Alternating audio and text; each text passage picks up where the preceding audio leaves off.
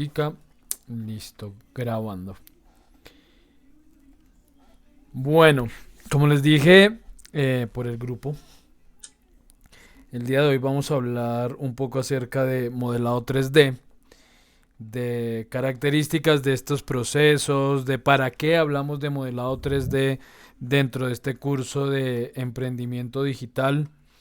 Pero antes de iniciar con ese tema, quiero cerrar algo que dejé pendiente. Digamos, después ya subiendo la grabación me di cuenta de que me había hecho falta terminar un temita, pues digamos, abordar un pequeño tema que normalmente menciono cuando hablamos de imagen digital y es resolución y tamaño de la imagen. Es algo que quiero dejar claro porque es, digamos, en los aspectos que más confusión se genera cuando hablamos de edición de imagen digital. Y es importante, si en algún momento tenemos que crear algún tipo de pieza visual y vamos obviamente a asistir a estos procesos de edición de imagen, pues es indispensable entender claramente cuál es la diferencia entre esos dos conceptos.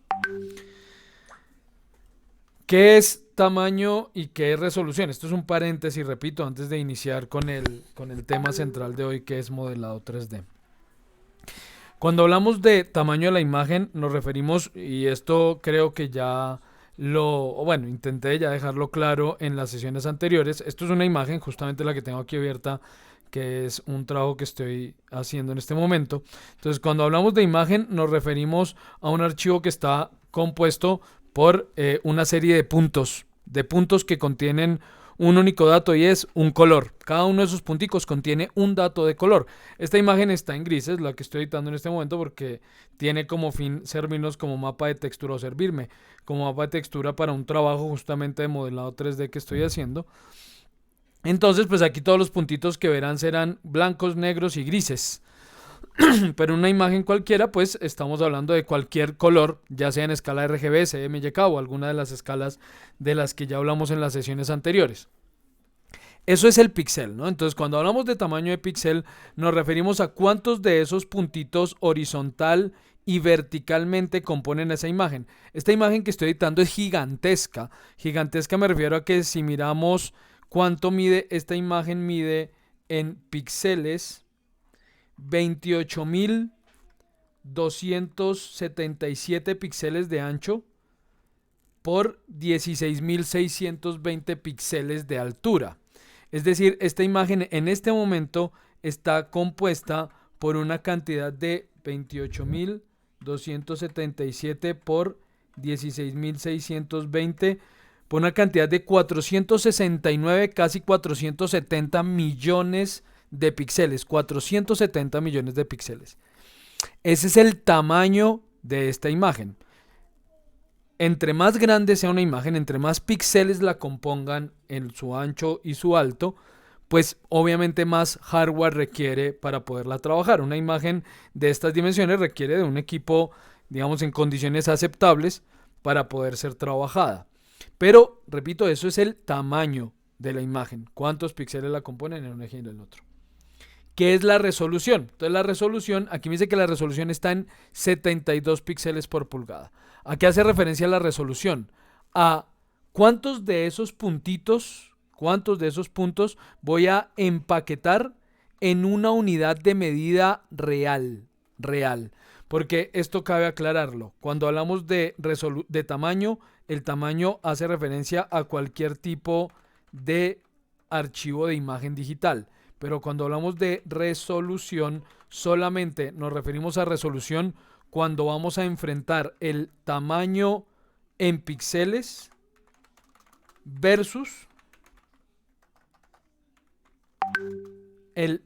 un tamaño en dimensiones reales, en dimensiones físicas, digamos. Es decir, si yo voy a enfrentar cuántos píxeles versus un espacio dimensionado en alguna unidad, centímetros, milímetros, pulgadas, lo que sea. ¿Qué quiere decir entonces la resolución? Cuando ustedes van a imprimir una imagen, cuando van a hacer uso de una imagen digital para llevarla a un medio físico, papel O por ejemplo, para verla en un televisor o verla en una pantalla, ahí es donde estamos enfrentando esos dos conceptos. Una cantidad X de píxeles versus un tamaño medible en unidades, digamos, de longitud. Entonces, es donde aparece el concepto de, por ejemplo, píxeles por pulgada o DPI, que es dips o puntos per inch, puntos por pulgada o píxeles por pulgada. Es lo habitual enfrentar esa cantidad de píxeles frente a la unidad de longitud pulgada, pero porque, bueno, de nuevo, otro tema más que implementan en Estados Unidos, lo empieza a adoptar todo el mundo y pues se queda en las unidades, en el sistema imperial, pero pues ya sabemos que ese sistema imperial no lo usa sino Estados Unidos y como 4 países más que nadie conoce, pero bueno, realmente no que nadie conozca, pero pues son 4 países muy pequeños, pero como Estados Unidos utiliza todavía el sistema imperial, pues tenemos que adaptarnos a ese sistema imperial, justamente otro tema que voy a abordar durante la sesión de hoy hablando de modelado. Entonces, pues ellos acostumbran a enfrentar, o cuando hablan de resolución, enfrentar esa cantidad de píxeles por las pulgadas, que es unidad de medida estándar, y pues así nos quedamos todos en píxeles por pulgada. Pero también puedo hablar de píxeles por centímetro o dips per centimeter, ¿no? Entonces DPC o PPC. Pero, por ejemplo, las impresoras normalmente no hacen referencia a la resolución en esa unidad centímetros u otra unidad distinta a las pulgadas. Entonces, cuando esta imagen dice, por ejemplo, que está a 72 píxeles por pulgada, quiere decir que si yo en este momento imprimiera esta imagen, si yo imprimiera esta imagen como está, del tamaño que está, a esa resolución, esta imagen saldría impresa, miremos su tamaño de la imagen, veámosla en centímetros, saldría impresa a 10 metros por casi 6.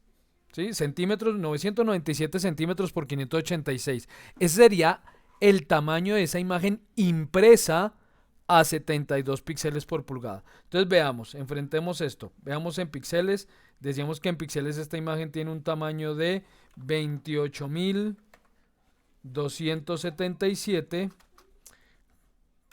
por 16.620. Y eso en centímetros equivale a 997,55 contra 586,32. O sea, 10 metros por casi 6. ¿Sí? 10 metros por 6. Si nosotros en este momento dividimos 28.277, bueno, veamos esto en pulgadas, porque estoy mirando en centímetros, pero en pulgadas son 392,74 por 230,83. Entonces, si dividiéramos 28.277 dividido 72, seguramente nos daría este tamaño en pulgadas, por lo que la resolución está en ese tamaño. Si midiéramos o enfrentáramos el tamaño en píxeles versus una pantalla de televisión, ahí también aparece el concepto de resolución. Y es porque no necesariamente una pantalla más grande significa que quepan más puntos en ella. Eso depende de, y ahí es donde entra el concepto de resolución de la pantalla y por el cual la gente se confunde cuando hablamos de resolución versus tamaño. ¿Por qué? Porque consideran que a mayor resolución quiere decir una imagen más grande y no es cierto. A mayor resolución quiere decir es que el píxel en ese medio queda más chiquito. Entonces, si por ejemplo podemos tener una pantalla de 72 pulgadas con un tamaño de 1920 por 1080 píxeles. A esto lo llamamos normalmente Full HD. Y puede tener 72 pulgadas, ¿sí? Pero esa misma pantalla, por ejemplo, de 3840 por 2160, esa es lo que normalmente llamamos una pantalla 4K. y puede tener el mismo tamaño, las mismas 72 pulgadas. ¿Qué quiere decir? El tamaño de las dos pantallas es igual, pero esta pantalla tiene mayor resolución porque caben más píxeles en el mismo espacio físico. Entonces, quería dejar claro ese concepto, repito, porque sé que genera mucha confusión cuando se está trabajando con imágenes digitales y había olvidado mencionarlo en la sesión anterior. ¿Hay alguna pregunta con respecto a tamaño versus resolución? O si es lo logro dejar más o menos claro. Está bien, profesor. Gracias. Bien, bien, entonces. Ok, vale. Si no hay preguntas, entonces ahora sí paso al tema de modelado. Bueno, ¿por qué vamos a hablar entonces de modelado dentro de este curso de emprendimiento digital? Pues resulta que eh, parte esencial del trabajo en gran parte de la industria hoy en día depende justamente de procesos de modelado 3D. Digo parte esencial de gran parte de la industria porque han aparecido, digamos de manera, entre comillas, reciente, varios conceptos que quiero comentar hoy y que voy a tratar de explicar de la forma más clara posible. Vamos a empezar por hablar de realidad virtual y realidad aumentada, que ya la semana anterior habíamos tocado un poco el tema. Yo traté de contarles muy por encima a qué hacía referencia la realidad virtual y la realidad aumentada, pero lo vuelvo a tocar porque cualquiera de los dos conceptos depende de tener un espacio modelado en 3 dimensiones.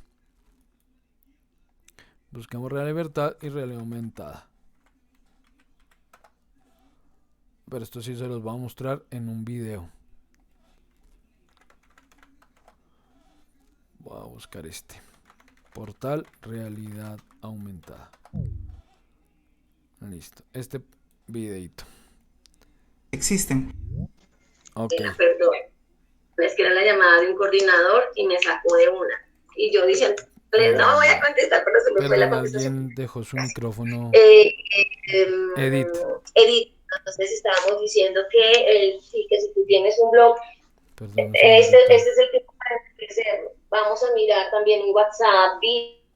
Ya. Bueno, entonces les quería mostrar este video.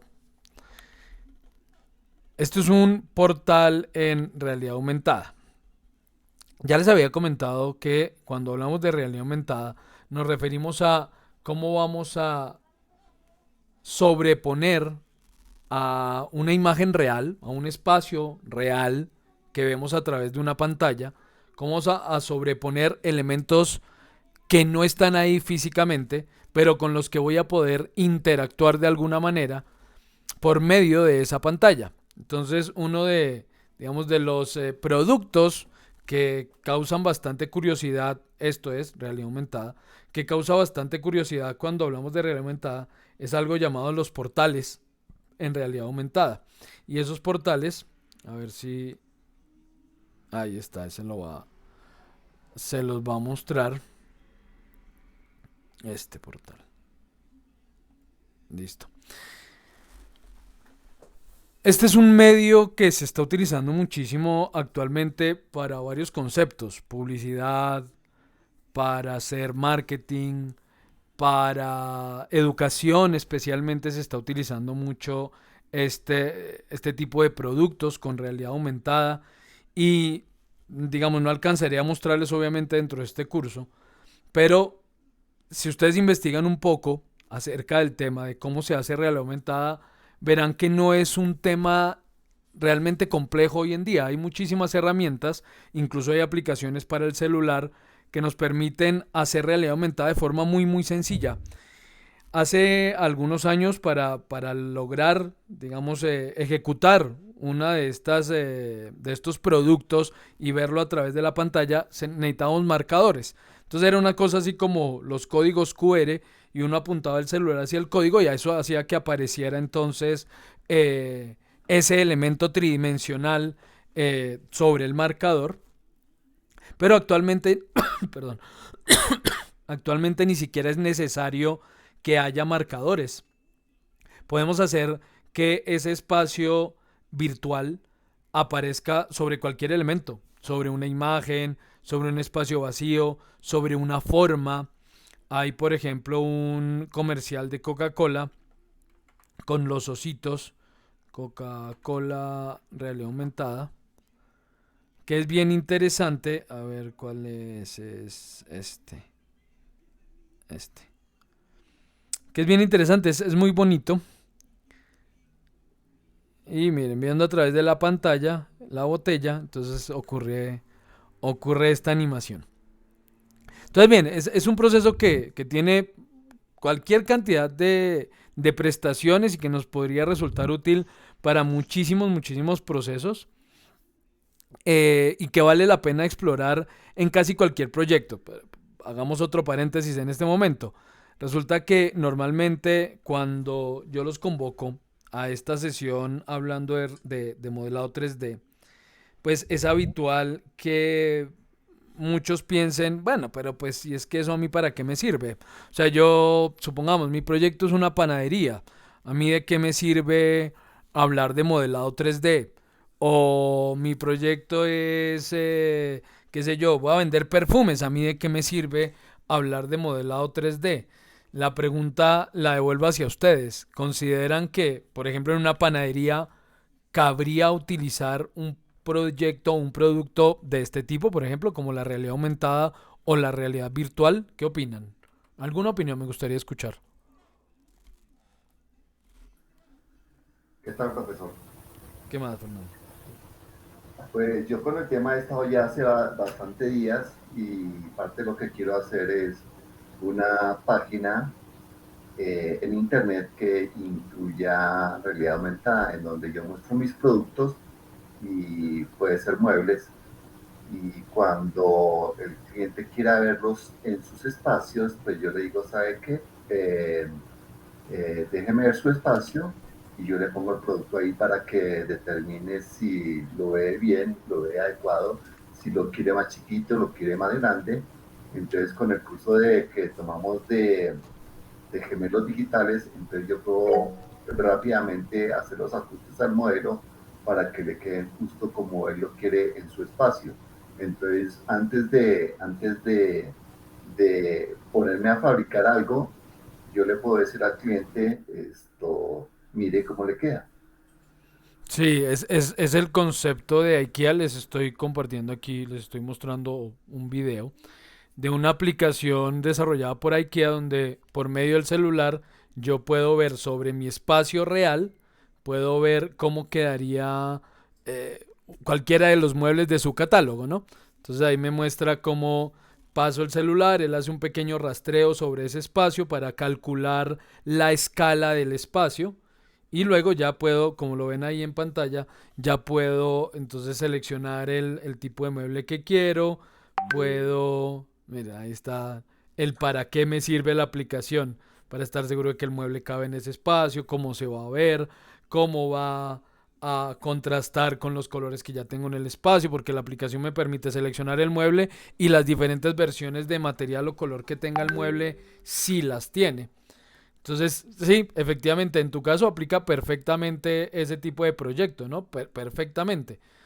Eh, Ahora, la pregunta, entonces, ¿alguien más? Sí, señor. Perdón, esto ahí tengo una duda, ¿sí? Yo estaba investigando esto ya hace días, pero recientemente han aparecido en internet una serie de aplicaciones de inteligencia artificial en donde el diseño se puede hacer con, ¿con qué? Con inteligencia artificial. Hay páginas que hacen esto. Solamente lo he visto, pero no lo he practicado aún. ¿Usted sabe algo al respecto? Sí, lo que pasa es que las aplicaciones, bueno, digamos que conozco un par de herramientas que están haciendo uso digamos, de algunos procesos con inteligencia artificial, porque no en todos los casos podemos hablar de que la herramienta es una herramienta inteligente, Sí, es que digamos que se viene desdibujando un poquitico el concepto. Entonces, cada día surgen nuevas herramientas que la gente dice, ah, es que esto es otra inteligencia artificial. Normalmente, digamos, habitualmente no es realmente una herramienta inteligente, sino que hace uso para algunos de sus procesos de las pocas, que realmente no hay tantas, herramientas que sí están desarrolladas como inteligencia artificial. Entonces, por ejemplo, hay muchos, ¿cómo se dice esto?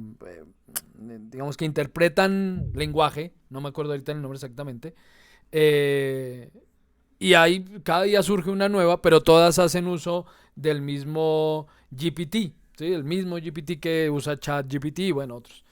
Lo mismo con los generadores de imagen, también utilizan como un motor similar y bueno, el tema es, sí he visto un par de herramientas que ayudan a generar espacio. Yo les hablaré de inteligencia artificial en una próxima sesión. Ahí les mostraré algunas herramientas enfocadas en interpretación del lenguaje, en creación de imágenes, en generación de espacios. Ahí mostraré varias que he venido recopilando y, digamos, mirando, ¿no? No las he estudiado todas a fondo, pero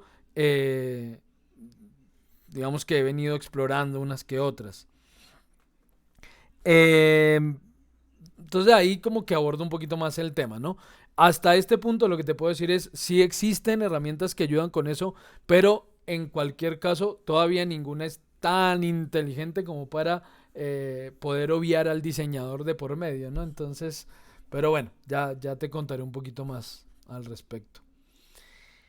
El tema es, sí, efectivamente, por ejemplo, en un proyecto de diseño de muebles, diseño de productos en general, joyería, mobiliario, cualquier tipo de productos, cabe perfectamente este tipo de herramientas, tienen cabida, podemos utilizarlas en beneficio del producto y del proyecto, pero quiero que analicemos un poco más allá y repito la pregunta. Caso específico, para una panadería, ¿sería útil aprender algo de realidad aumentada o utilizarla de alguna manera? ¿Qué dices, Mauricio? Bueno, buenas noches. Yo pienso, digamos, no estoy muy a favor, en realidad. Pienso que las empresas o los intentos de emprendimiento en los que estamos muchos, pues tienen que recurrir a cuanta estrategia sea creativa de mercadeo, posicionamiento, de atraer clientes, ¿no? Pero yo pienso que todos tenemos unos retos muy básicos y muy esenciales, y con básico y esencial quiero como llevarlos de nuevo a la época del confinamiento, donde todo se resolvía simplemente con tener descripciones precisas, ajustadas, o procesos de logística, o simplemente tener valores claros de cuánto cuesta el transporte y el producto, ¿sí? Entonces, sin ánimo de querer poner a un lado o desprestigiar la oportunidad de construir información con esta herramienta, yo sí creo que todos, o por lo menos no sé por qué me atrevo a generalizarlo, pero estamos como saturados de cosas por hacer, y abrir y abrir y abrir nuevas puertas sobre tecnologías por querer estar en el boom de la onda de la innovación con todo. Yo no es algo que recomendaría, pues, en mi experiencia. Entonces sí lo aprecio, hay muchos conceptos que aclaran. Pienso que ver la herramienta le deja a uno como el camino allí asequible. Ve, bueno, en caso tal puedo recurrir a esto. Pero yo creo que emprender es lo suficientemente complejo, y conseguir un mercado también como para estarnos metiendo en todo, pues. Es mi opinión al respecto. Y sobre lo que estabas hablando o lo que preguntaron de inteligencia artificial, pues yo he estado revisando el tema. Al parecer esto se llaman herramientas de generación de respuestas, lo llaman de generación de respuestas sintéticas, porque son respuestas que no genera uno. Esto es un boom, coincido en lo que dice el profe, todo está sobre el mismo framework, ¿sí? Sí. Digamos, ahorita estuve viendo propuestas de convocatorias de investigación de Amazon y todas van por la misma línea sobre plataformas tipo ChatGPT, pero tengo mis reservas en cuanto a usarlas. algunas de ellas. Pueden, por ejemplo, para generar textos para sitios web y estas vainas funcionan, pero pues creo que hay que revisarlo con más calma, la verdad.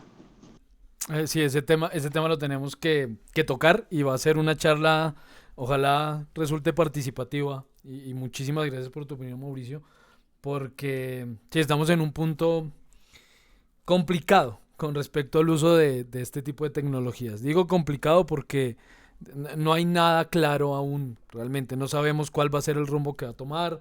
Si esto no se hace con ética, puede conducirnos a serios problemas en muchos ámbitos, especialmente desde mi punto de vista y por mi experiencia, muchos ámbitos, especialmente educativos, puede generar varios inconvenientes.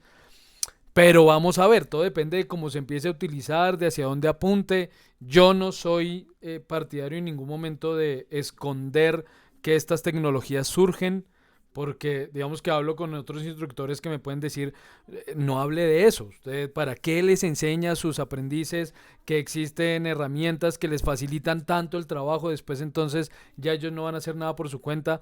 Y yo siempre digo, eso es como si a principios de los 2000 se hubieran empeñado en que la gente no conociera la internet, porque entonces iba a dejar de ir a la biblioteca. Pues no tiene sentido, ¿no? O sea, 20 años después es absurdo para cualquiera decir, no, es que no puede usar internet. Pues, y va a pasar. Entonces, lo que hay que hacer es ver cómo, hacia dónde lo encaminamos, ¿no? Y en general, todas las herramientas que yo a ustedes les voy a mostrar a lo largo de estas semanas, todas tienen el mismo tema, todos abordan se abordan desde el mismo punto de vista, y es, efectivamente aquí, ninguna de estas herramientas resultará indispensable para su proyecto. Ninguna de estas herramientas es necesaria para su proyecto, pero todas nos van a dar posibilidades, nos van a brindar posibilidades que ya en dado caso cada cual verá si usa o no usa. Entonces, estoy de acuerdo con tu respuesta. Efectivamente, emprender ya es lo suficientemente difícil como para complicarlo más, esperando estar digamos, fijándose en conceptos que pueden no ser necesarios. Entonces, por eso era la pregunta de, para una panadería, ¿cuál sería mi respuesta? Sí, efectivamente no es necesario, para nada sería necesario aprender a modelar en 3D si mi proyecto es montar una panadería, pero que en algún caso podría resultarme útil para algo, posiblemente sí. Por ejemplo, eh, algo que yo suelo mencionar dentro de estas sesiones es, y lo dije con el tema de los logos, yo no pretendo y no les recomiendo en ningún caso que ninguno de ustedes, por ejemplo, se dedique a hacer su logo. Realmente no lo recomiendo. Yo no soy partidario de que la gente sin conocimientos de diseño gráfico, de comunicación y otros aspectos indispensables se aventure a hacer su logo solo. Yo lo planteo como un ejercicio para conocer mi producto, mi marca o mi proyecto, y que al inicio, entendiendo que puede no haber recursos para contratar a ese diseñador gráfico, al principio lo hagamos, me parece útil. Pero siempre mi recomendación será, en el momento en el que el proyecto lo permita, indispensable contratar los servicios de un diseñador gráfico que realmente se encargue de todos los conceptos de imagen corporativa y los aspectos que eso involucra. Lo mismo ocurre en este caso. Yo no le voy a pedir a nadie que aprenda a modelar si su proyecto no lo requiere. Pero, por ejemplo, si habláramos de una panadería, yo digo, ¿sabe que a mí se me ocurre hacer galletas con moldes que no consigo? Saber que existe la posibilidad de modelar esos moldes e imprimirlos en 3D me abre puertas. Sin necesidad de tener yo que saber modelar, pero sabiendo que eso se puede hacer. Por ejemplo. Entonces yo ya sé, yo tengo una panadería, yo no tengo ni idea de cómo modelar, pero sé que si a mí se me ocurre hacer galletitas con la figura cualquiera, habrá gente que me ayude a modelar ese contorno o hacer el molde en 3 dimensiones, que eso lo podemos llevar a un proceso de impresión 3D y yo puedo tener mis moldes con la forma que desee sin tener que atenerme a lo que el mercado me ofrezca. ¿Sí? Entonces por eso digo, sí, no es necesario aprender a hacerlo, pero saber que eso existe abre puertas. Edwin, tú ibas a decirnos algo. Qué pena que me alargué en mi... No, no, profe, digamos que con la respuesta que usted digamos que es claro pues digamos que de alguna manera no concuerdo tanto con la opinión del anterior compañero. Pienso que al ser un curso de emprendimiento digital, es importante conocer todo tipo de herramientas y cuando estamos hablando, por supuesto, de innovación, que es creatividad aplicada, precisamente conocer por lo menos o saber que existen y más nosotros que seguramente la mayoría, por supuesto, no somos expertos en estos temas, conocer esas herramientas nos ayuda a indagar y un poco comenzar a entender y por lo menos ahondar, digamos, en otro momento, ahondar en ese tipo de herramientas y poder utilizarlas precisamente un poco para tener una propuesta de valor diferenciada frente competidores y sustitutos en el mercado, en este caso el emprendimiento. Entonces, a mí me parece absolutamente valioso que podamos tener la posibilidad de conocer todas estas herramientas, máxime cuando la mayoría de pronto no somos expertos en esto. Muchas gracias, profe. No, a ti, Edwin, muchísimas gracias por tu opinión. Sí, sí, efectivamente. Digamos que, Edith, señora, cuéntanos. Sí, bueno, mira, el emprendimiento mío pues no es panadería, pero sí es una repostería. Y lo que usted dice es cierto. O sea, yo, por ejemplo, no sé nada de moldes en cuanto a, eran cortadores de fondant. Sí. Necesitaba hacer una torta especial de pirata y no encontraba ciertos cortadores.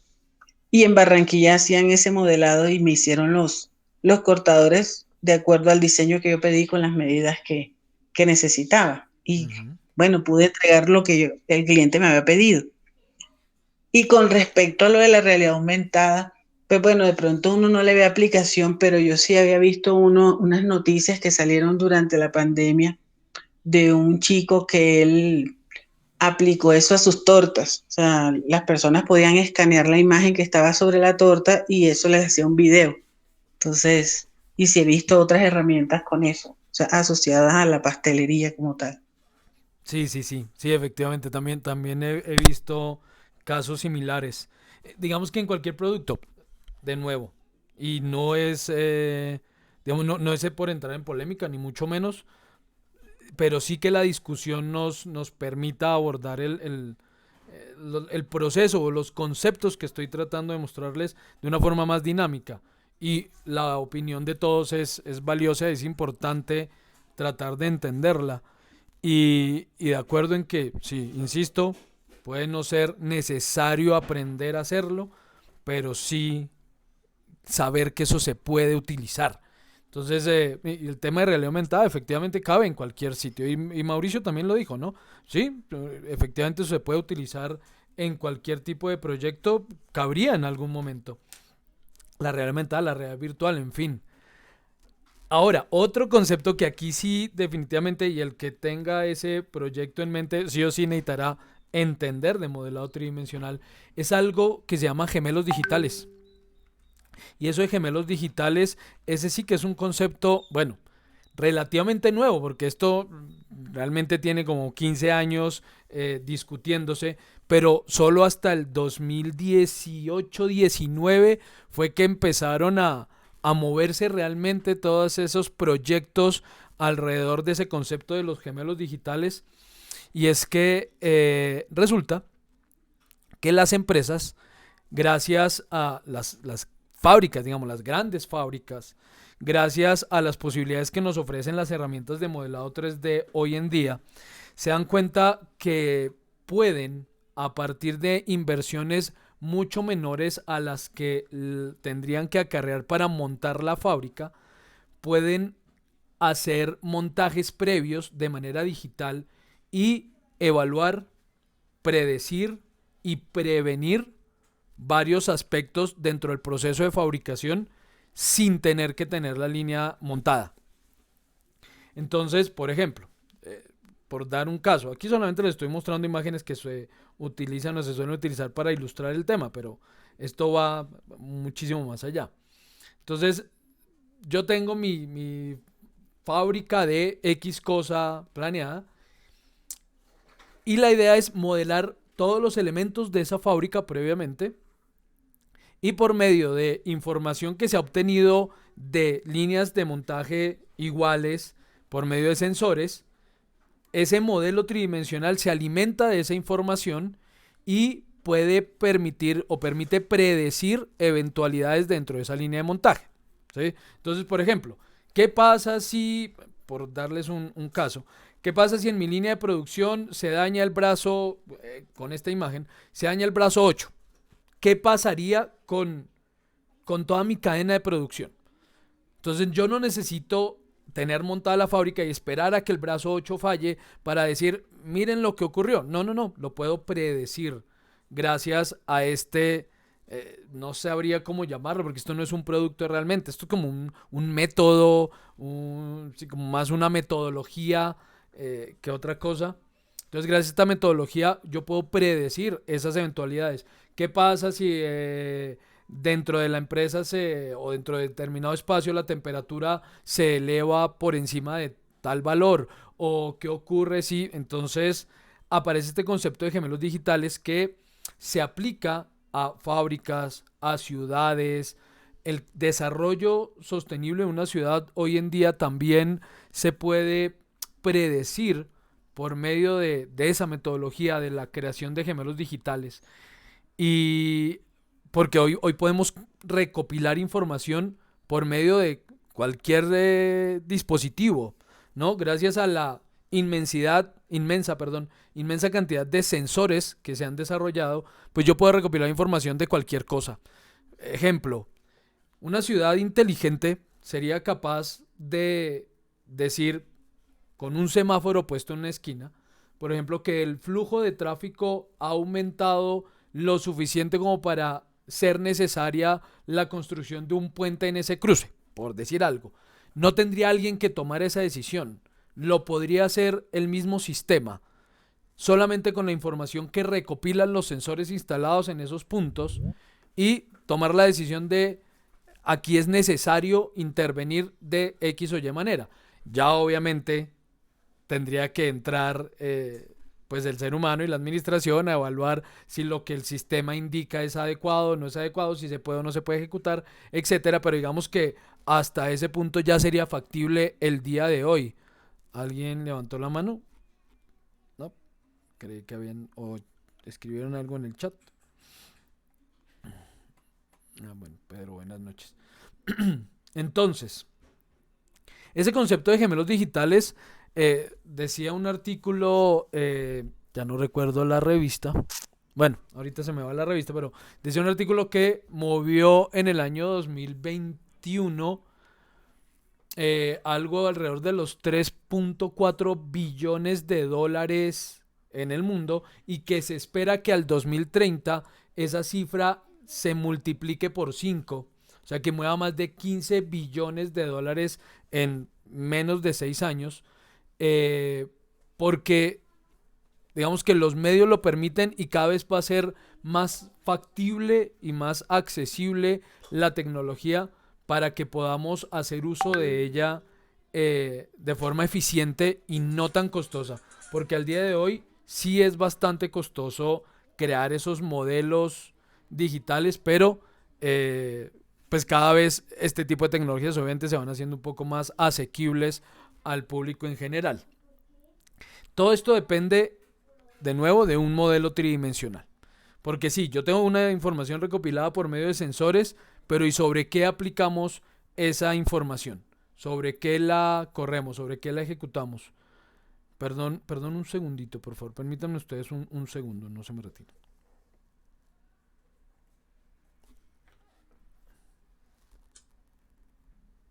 Un segundito. Ay, ¿dónde está este señor? Mi amor, ni por el chino.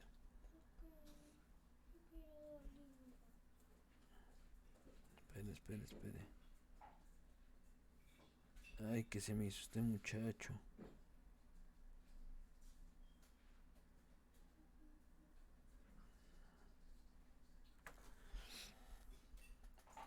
Ya volví, disculpen, vuelvo a compartirles pantalla. Bueno, entonces, les decía que pues esa información tiene que alimentar una serie de modelos tridimensionales que estén habilitados para interpretar esa información, ejecutar unas tareas de manera virtual, entre comillas. A mí siempre me causa dificultad cuando estoy hablando de estos conceptos, separar o mencionar la palabra realidad porque se ha vuelto un término relativamente subjetivo. Y digo relativamente porque para cualquiera podría ser claro qué es lo real, pero a mi modo de ver el concepto se empieza a trastocar, empieza a tener ramificaciones con la aparición de todos estos sistemas. Es decir, si yo puedo verlo, puedo oírlo, puedo olerlo, ¿es real? ¿Eso lo hace real? ¿O qué hace real a algo? ¿Sí? Esa es mi pregunta. No lo hago para que lo respondan ustedes en este momento, pero sí es un cuestionamiento que surge cuando uno empieza a conocer todo este tema de los mundos virtuales, de la realidad virtual, la realidad aumentada, los gemelos digitales. Todos esos conceptos hacen que uno empiece a pensar, bueno, y realmente qué es real o qué podemos considerar real y qué no se consideraría real. Entonces, bien, ya para cerrar este tema de gemelos digitales, hace como 30 años ya, en algún momento una empresa que creo que aún existe, se llama Cerro Matoso, que se encargaba de exportación carbonífera en La Guajira, ellos nos contrataron para hacer un modelo tridimensional de una cosa que se llama anillo de fundición, que es una cosa que tiene 10 metros de diámetro como por 40 metros de altura, una máquina gigantesca. Eh, pues obviamente con esas dimensiones pues no era factible desarmar esa máquina para hacer capacitación cada vez que llegaba personal nuevo a la fábrica. Entonces lo que ellos plantearon en ese momento, y estoy hablando ya hace 30 años, fue hacer un modelo tridimensional que permitiera por medio de animaciones y un interactivo que en aquel entonces llamábamos multimedia, que ese concepto desapareció ya, por medio de esa herramienta multimedial podían capacitar a su personal porque pues eran capaces de mostrarles cómo funcionaba cada pieza, cómo estaba compuesta, hacer el despiece, explicar cada uno de los componentes, etcétera, etcétera, etcétera.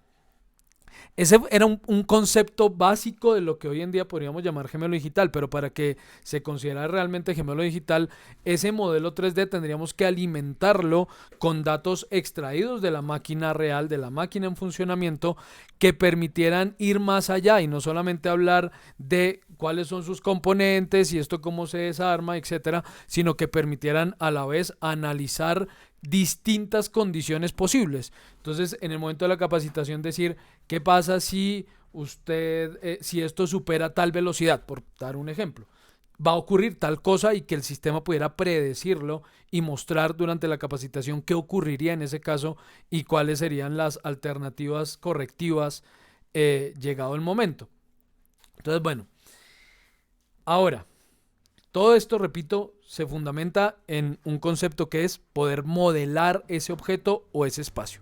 No podríamos hablar de ninguno de los tres, ni de realidad virtual, ni realidad virtual, ni gemelo digital, ni ninguno de estos, si no existiera ese proceso de modelado tridimensional. Y ese proceso se divide básicamente en dos métodos distintos que quiero contarles y espero dejarles claro cómo funcionan cada uno de ellos. Hablamos de modelado poligonal y modelado paramétrico. Entonces, voy a poner aquí el texto. Modelado poligonal y modelado paramétrico. ¿Qué significa uno y el otro? Cuando hablamos de modelado paramétrico, nos referimos a que ese modelo, las características de ese modelo y el funcionamiento de ese modelo dependen de una serie de parámetros o de valores y datos que yo le puedo dar al modelo. Un ejemplo muy simple es hacer aquí una caja. Esta caja que ya tengo aquí modelada en 3 dimensiones, esto ya es un modelo tridimensional.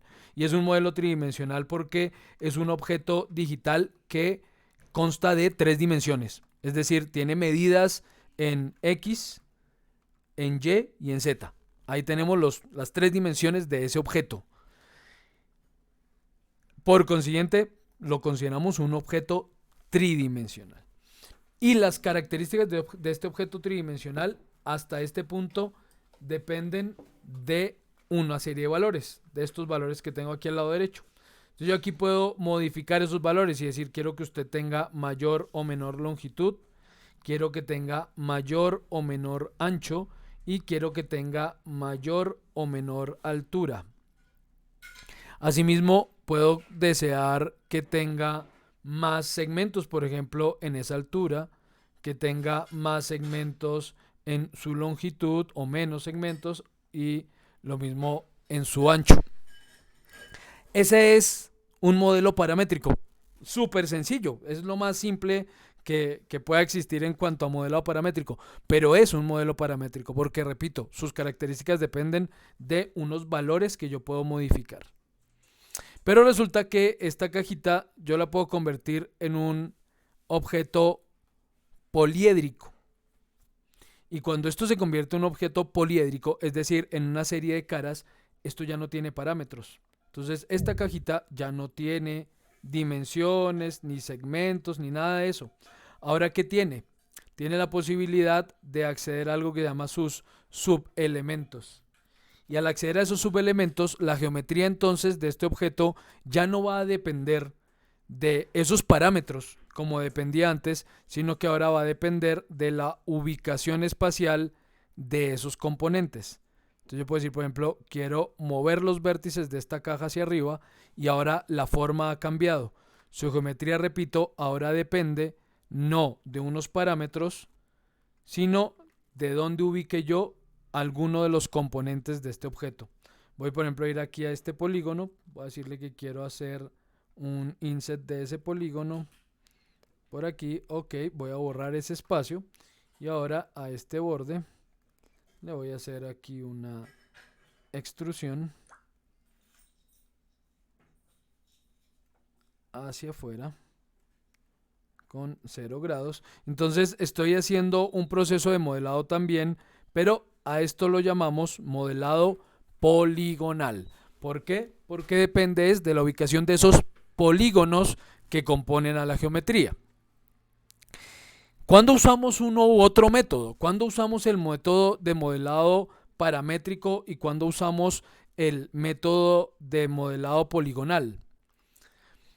Eso se mezcla, digamos que normalmente uno mezcla cosas, normalmente los modelos no obedecen a un único proceso y método de modelado, pero si el modelo va para algo que tenga que ver con la industria, es decir, gemelos digitales, normalmente procesos de fabricación y manufactura no, se me fue la palabra, digamos de factura de algún tipo por medio de máquinas, normalmente tenemos que recurrir a procesos de modelado paramétrico.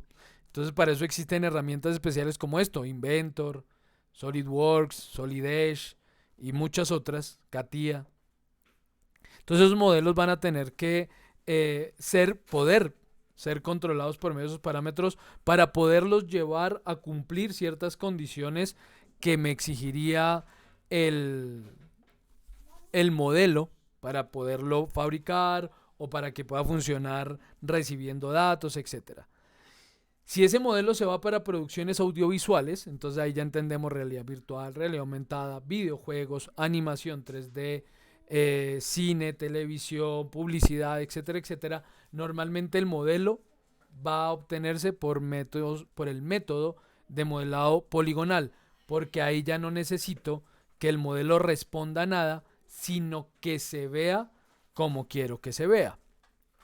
Entonces voy a hablar, por ejemplo, de impresión 3D, porque ese proceso mezcla las dos cosas, los parámetros versus el modelado poligonal. ¿Alguno de los asistentes el día de hoy trabaja con impresión 3D? Sé que en el grupo hay personas que trabajan con esto de impresión 3D. Hoy no nos acompaña ninguno o ninguna de ellos. ¿No? Bueno. Entonces les voy a contar cómo es este tema de la impresión 3D, porque resulta bastante interesante también. Y otro, digamos, concepto relativamente nuevo, que algunos desconocen, pero que cada vez se escucha más. O sea, creo que, o levante por favor la mano, quien nunca en la vida ha escuchado hablar de impresión 3D. ¿Alguno de ustedes nunca ha escuchado hablar de impresión 3D? Todos en algún momento lo han oído, así no lo hayan trabajado, pero lo han oído, ¿verdad? Entonces, ¿por qué digo que mezcla los dos conceptos? Cuando hablamos de impresión 3D, pues resulta que es algo propio de algo llamado Industrias 4.0 o Cuarta Revolución Industrial. ¿Algunos me puede recordar cuál fue la primera revolución industrial? ¿Por qué se dio la primera revolución industrial?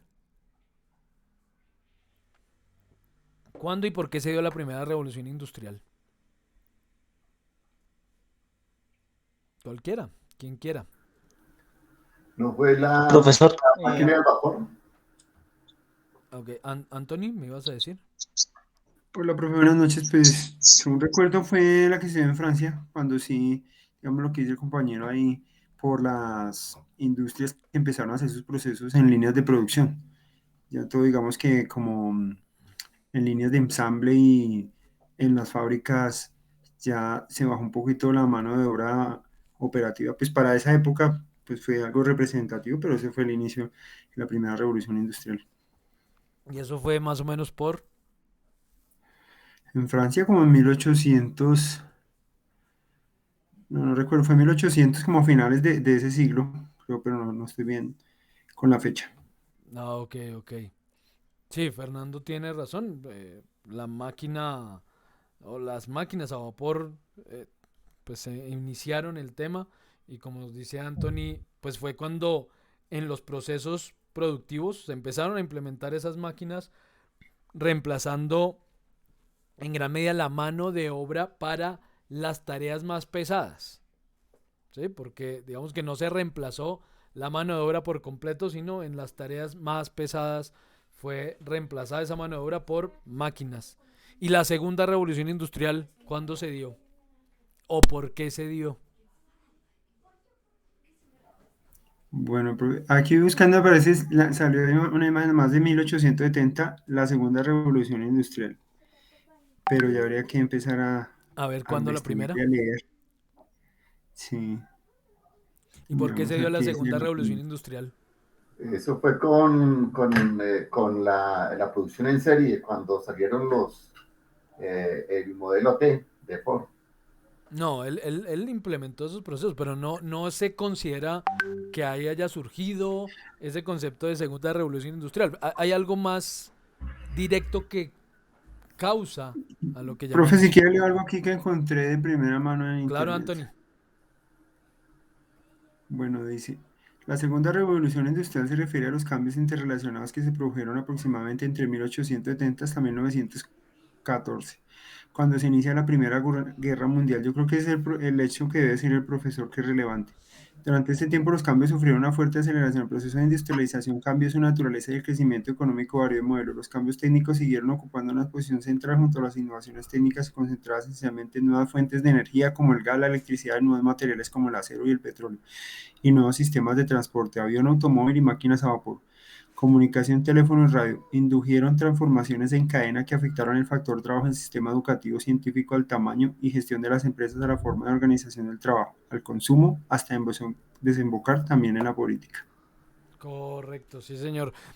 Los factores son dos esencialmente. Uno, la electricidad. Dos, la Primera Guerra Mundial. Efectivamente. Son los dos Sí. factores decisivos para considerar que se pasó a una segunda revolución industrial después de la aparición de la máquina a vapor. Y la tercera, Bueno, vamos a ver. ¿qué habrá desencadenado la tercera revolución industrial? ¿No fue el Internet? ¿Las telecomunicaciones? En general, la computación. Sí, en general, digamos como aspecto genérico, la computación y los nuevos métodos que las computadoras permitieron generaron lo que consideraríamos la tercera revolución industrial. Y entonces, ¿qué es la cuarta? ¿Qué es la cuarta revolución industrial? ¿Se llegó la IA? son varias Pues cosas. lo que hemos La hablado, robótica. el Internet de las cosas, el Big Data, la inteligencia artificial, esto, la computación en la nube, todo esto es lo que, mejor dicho, la industrialización, la producción digital, el diseño asistido por computador, todas esas cosas que estamos viendo últimamente. Sí, Edith, sí, Fernando, ¿qué ibas a decir, Edith? No, iba a decir eso, o sea, la robótica, la inteligencia artificial, IoT y todo eso. Ujú, sí, correcto. Sí, efectivamente, todos esos conceptos unidos nos permiten determinar que nos encontramos en una cuarta revolución industrial. El Internet de las cosas. ¿Saben qué es eso? ¿Saben qué es el Internet de las cosas? O ni idea. Pues resulta que hoy se me acabó la leche en el refrigerador, ¿no es cierto? Pero no tuve oportunidad de irlo a comprar y me lo avisó una maquinita. Es más, fue lo pidió. Eso es lo que hace uno de los tantos aspectos del Internet de las cosas, ¿no? Es, Eh, Sí. dime, Anthony. No, pues es casi lo mismo tener un ejemplo parecido al de él, pero es con café. Era una báscula que hicieron, bueno, eso fue un podcast de una parejita que crearon una báscula donde tenía el café y cuando ya llegaba a un punto que se iba a acabar para que la persona no se quedara sin café, hacía el pedido al supermercado y llegaba. Y la gente no tenía que hacer nada, sino simplemente recibir el pedido y ya dejarlo ahí y funcionaba a diario. Sí, efectivamente. Hace 12 años, cuando empecé a dar este tipo de cursos, yo les decía a mis estudiantes en ese momento en la universidad, les hablaba de la nevera que hacía mercado y en ese momento el concepto era gracioso para algunos. Hoy en día creo que todos sabemos que eso existe, que hay neveras que hacen el mercado, que no necesito yo ni siquiera pedirlo, sino que ellas mismas hacen el pedido y lo pagan, porque obviamente eso tiene varios sistemas entrelazados que le permiten cumplir esas tareas sin necesidad de la intervención mía o pues del usuario. Y así ocurre con muchos aspectos. Entonces es donde surge la pregunta, y sí que ha surgido últimamente con todo este tema de la inteligencia artificial, y es qué pasa con los empleos, qué pasa con los trabajos. Entonces ahí es donde vuelvo al tema y esa discusión. A esa pregunta yo no tengo la más mínima respuesta. No tengo ni idea qué vaya a pasar. Si nos atenemos a lo que ha ocurrido históricamente, porque siempre parte de la humanidad se ha opuesto a los avances tecnológicos, siempre con el mismo argumento de eso nos va a quitar el trabajo. En muchos casos pasa, obviamente, pero históricamente nos damos cuenta que sí, la tecnología termina trabajos, pero abre otros, ¿no? O sea, elimina oportunidades, pero abre muchas otras. Entonces, por ejemplo, en la versión esta de Charlie y la fábrica de chocolates con, ¿cómo se llama este señor al que demandó la ex esposa? Se me olvidó el nombre. Eh, esa que es como de hace Johnny Depp. Johnny Depp, eso, gracias. Esa versión con él, por ejemplo, el papá del niño protagonista decían que perdió su trabajo cuando en la fábrica, porque él lo que hacía era ponerle la tapita a los tubos de crema dental. Entonces, cuando en la fábrica compraron una maquinita que lo hacía, él perdió su trabajo. Pero, ¿qué hizo él? Se capacitó y al finalizar la película, él es el que le hace el mantenimiento a la máquina que le pone las tapitas a los tubos de crema. Entonces ejemplifica eso, ¿no? Sí, efectivamente él perdió su trabajo por la tecnología, pero encontró otro trabajo gracias a esa misma tecnología. ¿Qué va a pasar con muchos empleos a futuro? Ni idea. Si pasa lo que ocurrió en la película de Wall-E, pues nos vamos a volver unos perezosos que no hacemos nada y todo lo hará por nosotros la tecnología y pues simplemente tendremos que nacer con una renta básica asegurada porque como no va a haber trabajo, pues no va a haber sueldo, entonces nos tendremos que asegurar la supervivencia con una renta básica desde el momento en que nacemos y dejar que la tecnología lo haga todo. Eso es factible y hay varios estudios que proponen que hacia allá apunta el desarrollo de la humanidad, pero digamos que uno lo ve como terrible, no sé, obviamente hoy en día es inverosímil pensar en crezcamos para no hacer nada, no espero que eso ocurra, pero quién sabe, ¿no? Ahora, bueno, ya me estoy alejando del tema porque empiezo a discutir y me surgen todas esas preguntas, pero bueno, vuelvo al tema, perdón por el paréntesis. Entonces les decía que, hablando otra vez de modelado 3D, pues resulta que estos procesos, señor, Profe, es que yo tengo ahí una pregunta. señor, Cuando son modelos 3D hechos en mallas o con puntos de nubes, ¿no es lo mismo, no tiene nada que ver con esto o cómo es el asunto? sí, claro, claro, porque esa es otra tecnología relativamente nueva, ¿no? Que es el escaneo 3D. Entonces, cuando hacemos escaneo 3D, el resultado que nos da la maquinita no es directamente el modelo, sino es una nube de puntos.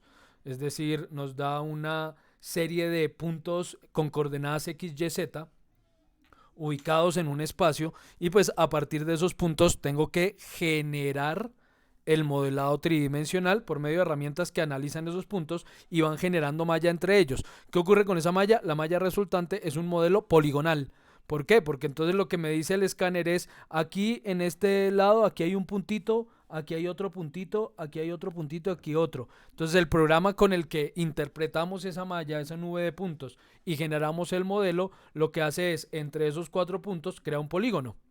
¿Sí? Y entonces finalmente tengo un modelo tridimensional poligonal, eso no es paramétrico, digamos que por ahora no conozco herramientas que a partir de escáner 3D o fotogrametría permitan generar modelos parametrizados. ¿Sí? Posiblemente esté en desarrollo, posiblemente en unos años las haya, pero por ahora cualquier proceso de escáner 3D generará un modelo poligonal.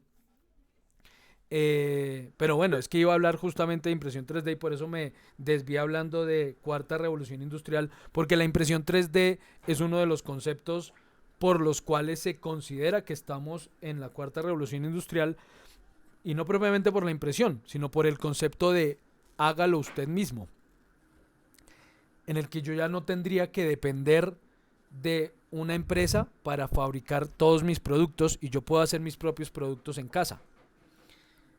Inicialmente el proceso de impresión 3D surge pensando en los viajes espaciales. ¿Qué pasa si viajando a Marte, viaje que va a durar 6 meses, creo que es que dura, una cosa así, o 3 meses, bueno, no me acuerdo exactamente, pero varios meses? ¿Qué pasa si al cabo de un par de meses falla una pieza en la nave que nos está transportando? Pues sería imposible pedir una pieza de reemplazo o un sustituto a la Tierra, ¿no? Imposible. O ya estando en Marte, donde la luz para volver a viajar es de cada 3 años, pues ¿qué pasa si algo se daña ya? Pues no puedo esperar que llegue en un poco tiempo desde la Tierra. Entonces tendremos que fabricar esas piezas. Entonces todo el desarrollo alrededor de la impresión 3D se da en la industria aeroespacial para suplir esa necesidad, ¿no? De poder fabricar lo que necesite en el momento en que lo necesite y no tenga que depender de terceros para hacerlo. Lo que pasa es que pues hace unos años, hace más o menos 8 años, un señor de apellido Prusa, digamos que se liberó el código fuente para el desarrollo de esos equipos de impresión 3D y este señor tomó ese código ya liberado sin costo, ya se había vencido la patente y empezó a desarrollar impresoras propias y a, digamos, popularizar un poco más el concepto. Y entonces en ese momento se pensó que en unos años todo el mundo iba a tener en la casa impresora 3D como el que tiene hoy en día un televisor o tiene una nevera. No ha llegado a ese punto, no ha pasado hasta allá. No sé si pase. Por ahora no se ve que las cosas apunten hacia allá propiamente. Puede ser una tecnología que finalmente pase así como pasó el Blu-ray, ¿sí? Que cada vez que sale una tecnología nueva todo el mundo cree que esa es la última panacea y que todo el mundo va a terminar utilizándola y puede que pase sin que eso ocurra, ¿no? Entonces por ahora no todo el mundo tiene impresora en la casa, sin embargo sí muchos tenemos por diferentes motivos y el proceso, como para que ustedes medio lo conozcan y sepan cómo funciona, ese proceso parte de un modelo poligonal, efectivamente. Entonces, a pesar de que les decía hace un momento que si yo voy a hacer un modelo para fabricación de piezas o de ese tipo de producto, lo habitual es que el modelo sea paramétrico. Es decir, si yo voy a fabricar piñones y necesito hacer moldes para los piñones o necesito hacer ruteado por control numérico del piñón, normalmente esa pieza va a estar modelada en un programa como Inventor o SolidWorks o Solid Edge por procesos paramétricos. Pues si lo vamos a imprimir en 3D, no importa. No importa en cuál de los dos métodos haya sido fabricado el modelo, porque al llevarlo a la impresora sí o sí se vuelve un modelo poligonal. Resulta que vamos a abrir aquí un laminador. ¿Qué ocurre con ese modelo tridimensional cuando lo voy a imprimir? Entonces supongamos que tenemos este modelo, lo voy a cerrar, tapemos esto y voy a convertir esto en una piecita que voy a imprimir. Entonces voy a decirle a esto que quiero exportar este modelo como un STL. Listo. Y lo voy a exportar a, supongamos, esta carpeta. Aquí, emprendimiento digital. Aquí lo vamos a exportar. Lo voy a poner aquí cajita. Ok. Esto se llama cajita. Listo.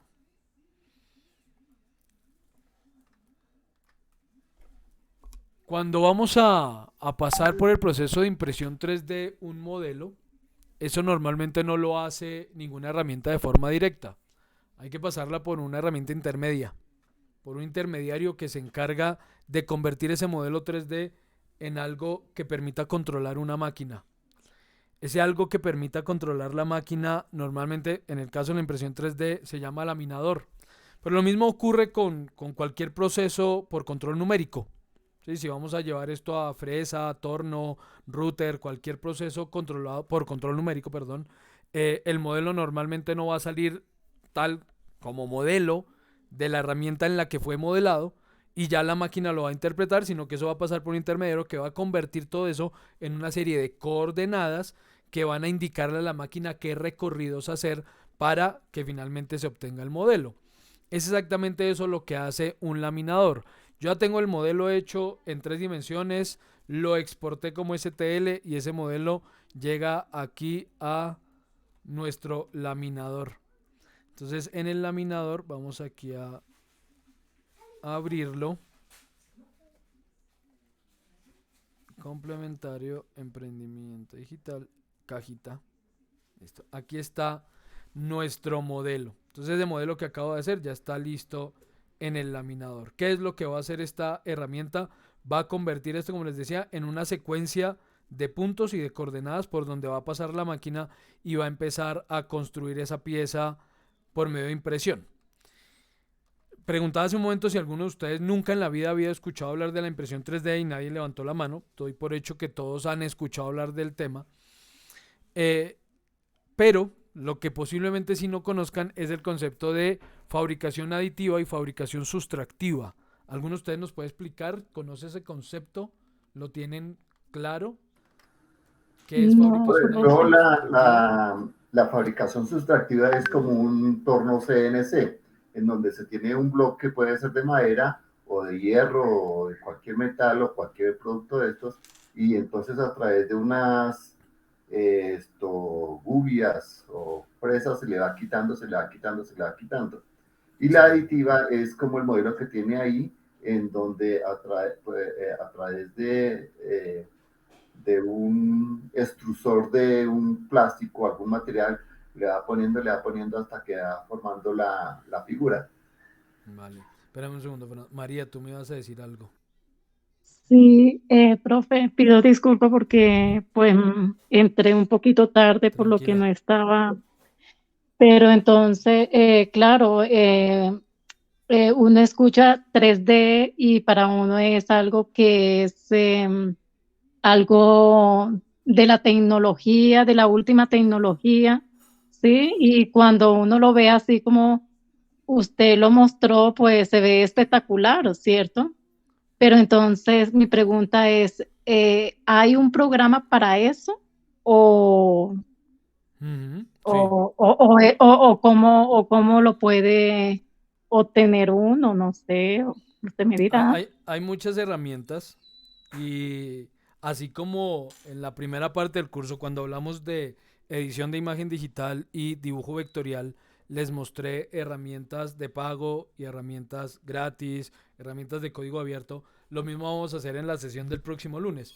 Les voy a mostrar, porque aclaro, el próximo lunes ya es Semana Santa, pero todavía es día hábil, entonces hay clase. Eh, Les voy a mostrar ese día, el próximo lunes, les voy a mostrar herramientas enfocadas en ambos métodos. ¿Qué herramientas utilizamos normalmente cuando queremos hacer procesos de modelado paramétrico? Y explicar un poco más a fondo este tema del modelado paramétrico. Ahorita me voy a centrar más en el modelado poligonal.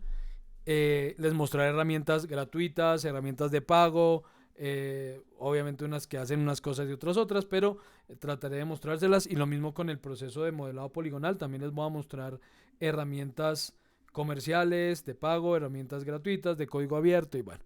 Entonces ya el lunes te contaré un poco más a fondo qué herramientas existen para hacer esos procesos. ¿Listo? Entonces por ahora les estoy contando como a muy grandes rasgos, obviamente, como para qué utilizamos hoy en día esos modelos 3D. Entonces ya hablé de realidad aumentada, realidad virtual, videojuegos, cine y televisión, publicidad, no sé qué, hablamos de gemelos digitales, de fabricación. Entonces estaba en este momento en ese concepto de fabricación aditiva y sustractiva, que como Fernando nos dice, cuando hablo de fabricación sustractiva es porque cojo un bloque de material y empiezo a quitarle a ese material para finalmente obtener una piecita. Entonces torno, fresa, router, todas ellas hacen lo mismo, ¿no? Sea o no sea por control numérico, eso es fabricación sustractiva. Le estoy quitando material a un bloque para obtener una pieza final. Cuando hablamos de fabricación aditiva, entonces nos referimos a procesos como, por ejemplo, la inyección de plástico o la impresión 3D o como se hacen, por ejemplo, las vajillas, las cerámicas por moldes, la joyería por moldes. Todo eso es fabricación aditiva. ¿Por qué? Porque yo ahí no quito material, yo ahí agrego material. Entonces en el molde empiezo a vaciar material para obtener la pieza al final. Así se hacen las joyas, así se hacen piezas metálicas, piezas plásticas. Eso es el proceso de inyección. Y así funciona la impresión 3D. En la impresión 3D no hay absolutamente nada sobre esa plaquita. Esto que ustedes ven en gris está representando a la cámara de impresión. La próxima semana, ahorita no tengo conectada cámara aquí, entonces no les puedo mostrar la impresora, se las muestro la próxima semana como para que la conozcan un poquito más a fondo. Pero digamos que eso representa la base sobre la cual la pieza se va a imprimir y ahí no hay absolutamente nada. ¿Qué es lo que va a ocurrir con con esa base? Pues que por medio de algo lo que llamamos boquilla, digamos, que está conectada a algo que se llama digamos, el cuerpo caliente de la impresora, eso se le llama hot end. Eso empieza me enredé, perdón. Empieza a calentar un material y ese material va saliendo por esa boquilla y va generando la pieza. Entonces va a ocurrir esto. En una cama donde no hay absolutamente nada al principio, va entonces a aparecer una boquillita, espero que la alcancen a ver ahí, pues esto solamente es una representación, ¿no? Entonces va a aparecer una boquillita que va a empezar a, digamos, ¿cómo lo podemos decir? A extruir, pues eso se llama así, bueno, la extrusión realmente es el proceso de empujar el material para que salga por esa boquilla que está a determinada temperatura, 200 grados, 180 grados, depende del material que vaya a utilizar, y eso empieza entonces a crear la piecita capa por capa sobre esa cama. Entonces lo que estamos viendo acá es la previsualización de lo que la máquina haría. Si ya ese proceso, como me lo está mostrando este programa, me parece que es el adecuado, entonces yo ya simplemente le digo, bueno, voy a guardar esto. Voy a guardar esto y lo guardo en algún lado. Entonces voy a decirle que lo voy a guardar en esa carpeta que estamos guardando nuestro modelo. ¿Cuál es la carpeta? Es esta. Y les muestro qué es lo que esto generó. Entonces, complementarios, emprendimiento digital y lo guardamos aquí. Eso genera un archivo de tipo G-code. Guardar. Listo. Entonces veamos qué es ese G-code. Ese G-code básicamente es una serie de coordenadas. Miren, es esto. Esto es coordenadas X, Y, Z. Y una ubicación para el extrusor, ¿no? Entonces aquí tenemos en qué coordenada X, en qué coordenada Y y en qué coordenada Z. No dice Z, dice E, porque hace referencia, repito, al extrusor, que es el que va subiendo a medida que termina cada capa. Entonces cuando esto termina la primera capa de impresión, cuando termina esa primera capa, pasa a la siguiente y luego la siguiente y la siguiente, y así va adicionando material para finalmente obtener la pieza ya terminada impresa.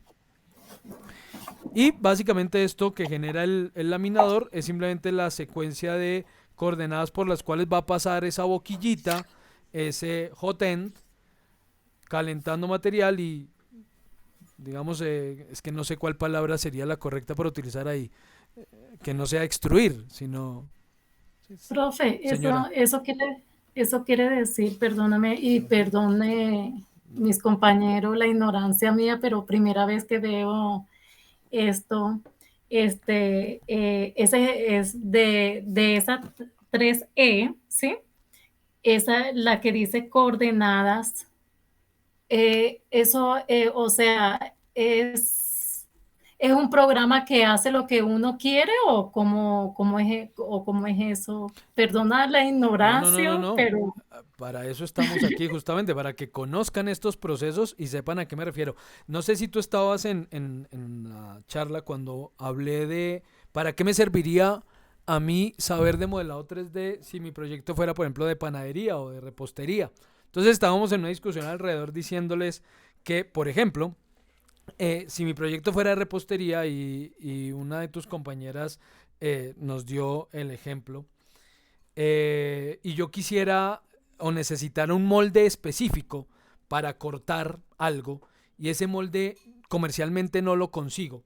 Entonces me piden una serie de galletas con X forma del muñequito de moda y resulta que me voy al supermercado, bueno, al mercado donde compremos moldes y no está ese molde, por ningún lado se consigue.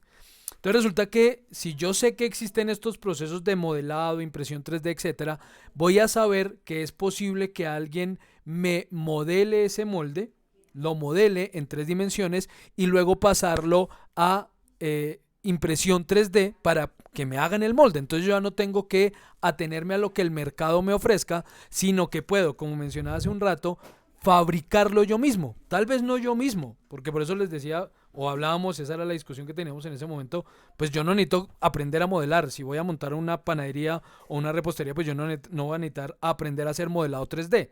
Pero como sé que ese proceso existe, pues entonces busco quién me haga el modelo y quién me imprima el molde. Entonces yo digo, bueno, supongamos, me hicieron el modelito, entonces hagamos acá un circulito y supongamos algo así. Entonces mi molde para galletas es una cosa, digamos que esto por aquí y esto por acá y son figuritas bananitos así. Listo, este es el molde que necesito para mis galletas, por decir algo. Este es el molde que necesito para mis galletas. Ok, entonces lo modelamos. Para eso existen programas, ¿sí? Entonces yo les estaba mostrando aquí, este es un programa del que les hablaré el próximo lunes, esto se llama 3ds Max, es de Autodesk, no sé qué, se los mencionaré el próximo lunes que vamos a hablar de las herramientas existentes para el proceso. Entonces una cosa es el proceso de modelado 3D, que es lo que en este momento yo estoy haciendo. Otra cosa es cuando ese modelo ya está hecho y yo digo, listo, ya tengo entonces el modelo me enredé otra vez, el molde ya modelado. Entonces supongamos que mi molde es esto. Entonces voy aquí a hacer este proceso. Listo, yo digo, ese es mi molde. Es el molde que necesito. Perfecto, ya está modeladito. Entonces ahora voy a llevar esto a un tipo de archivo que esa siguiente herramienta, que era la que les estaba mostrando hace un momento, lo entienda. Entonces yo voy a convertir esto en molde galleta. Listo, esto se llama molde galleta. Ok. Entonces ya lo modelé, ya lo tengo modelado en cualquier herramienta. Esta simplemente, repito, es una de muchas que existen y ya he hecho ese modelo. Entonces voy aquí a mi programa laminador, que es el que me va a permitir luego llevar eso a una impresora 3D. Entonces abro el archivito, digo voy a abrir ese molde galleta. Listo, obviamente esto está gigante, vamos a escalarlo. Aún queda muy grande. Listo, creo que ahí ya. Centrémoslo. Si puedo darle el 20%. Listo, supongamos. Aquí ya está mi molde. Lo voy a segmentar. Y listo. Esta herramienta lo que hizo fue convertir ese modelo tridimensional que hice con X programa, lo convierte en algo que esa impresora 3D puede interpretar. Les muestro por ahora que es una impresora 3D por si alguno no ha visto nunca una, pero por eso hace un momento, impresora, voy a poner aquí Ender 3 para mostrarles la que yo tengo, luego les muestro con la cámara. Entonces digamos estas son las impresoras que yo tengo, ¿sí? Este tipo de impresora, esto es una impresora 3D. Esto entonces funciona, busquemos aquí una imagen grande, tamaño grande. Esta está perfecta. Abrir imagen, esta. Ok, entonces, ¿qué es lo que esto hace? Esto básicamente, esta es la camita que les digo, ¿sí? El espacio sobre el cual aparece el modelo, que en el laminador es esta cosa gris, ¿sí? Ese espacio gris que está ahí. Y esto por medio de unos motorcitos empieza a mover esa superficie, la mueve hacia adelante y hacia atrás. Todo el sistema por el cual va a salir el material, esta es la boquillita, este elemento que está aquí es la boquilla por donde sale el material, y esto que está rodeado por una cajita negra es a lo que llamo hot end, o el bloque caliente, donde el material se calienta para fundirse y que pueda salir por esa boquilla. Esto va sobre un riel que se mueve de izquierda a derecha, ese es el eje X. Entonces la camita se mueve en el eje Y. El motor que tiene el extrusor o que tiene la boquilla se mueve en el eje X, y todo el sistema se mueve por medio de un tornillo que va aquí detrás, y ese es el eje Z. Entonces esto lo que finalmente va a hacer es generar este tipo de tarea.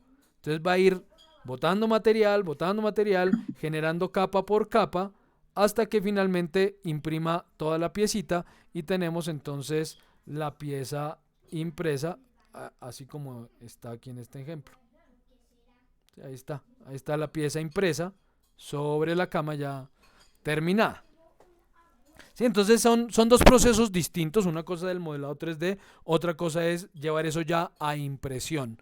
Les quería mostrar el proceso de impresión porque es uno de los aspectos en los que se hace indispensable conocer esto del modelado tridimensional y que tiene muchísima utilidad en cualquier proyecto hoy en día, en cualquier proyecto, ¿sí? Porque a mí por lo menos me han preguntado por impresión para cualquier cantidad de procesos y de proyectos distintos, placas para perro, productos decorativos, para moldes para galletas, para juguetes, moldes para diferentes cosas. No, pues que el espectro es muy amplio, ¿no? Muy amplio. ¿Qué se puede hacer con impresión 3D?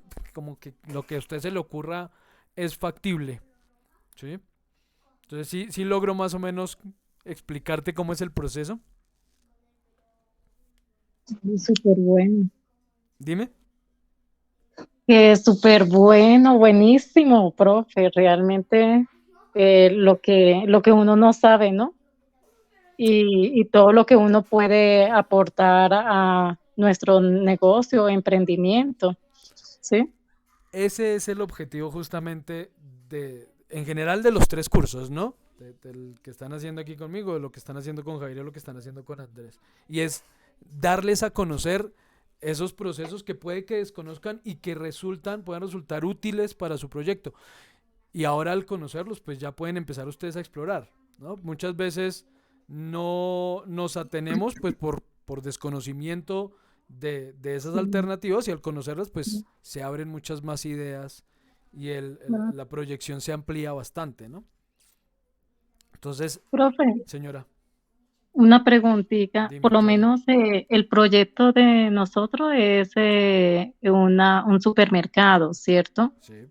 Ahí en esa forma de 3C, ¿cómo se podría hacer o cómo, no sé, no, mejor dicho, no sé cómo Sí. explicarte? O sea, ¿para qué podrías tú utilizar la Sí, impresión 3D en tu proyecto?